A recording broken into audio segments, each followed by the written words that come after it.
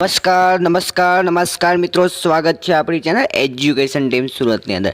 વિદ્યાર્થી મિત્રો, આજે આપણે વાત કરવા જઈ રહ્યા છીએ બીટ ગાર્ડ એટલે કે વનરક્ષકની શારીરિક લાયકાતની પરીક્ષા 5, 6, 7 અને 8 ઓક્ટોબરના રોજ એટલે કે 4 દિવસના આ 4 દિવસ તમારી પરીક્ષા યોજવાની છે। 4 ઝોનની અંદર યોજવામાં આવશે અને સવારે 5 વાગ્યાથી લઈને 10 વાગ્યા સુધી શારીરિક કસોટીનું આયોજન થવા જઈ રહ્યું છે।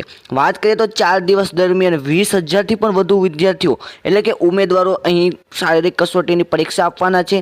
ત્યારબાદ 4 દિવસની અંદર અને 4 ઝોન છે 5 વાગ્યાથી 10 વાગ્યા સુધી અને 20,000 જેટલા ઉમેદવારો આ પરીક્ષા આપશે। એટલે કે એક દિવસની અંદર 20,000થી પણ વધુ ઉમેદવારો આ શારીરિક કસોટીની પરીક્ષા આપવાના છે। સારામાં સારા ગુડ ન્યૂઝ કહી શકાય વનરક્ષક માટે। અને આવી ઇન્ફોર્મેશન વિડીયો માટે આપણી ચેનલ યાની કે એજ્યુકેશન ટીમ સુરતને સબસ્ક્રાઈબ કરો, વોટ્સઅપ ગ્રુપમાં જોઈન થઈ જાઓ। મળીએ છીએ નવા વિડીયો સાથે, નવા ટોપિક સાથે। ત્યાં સુધી જય હિન્દ, જય ભારત।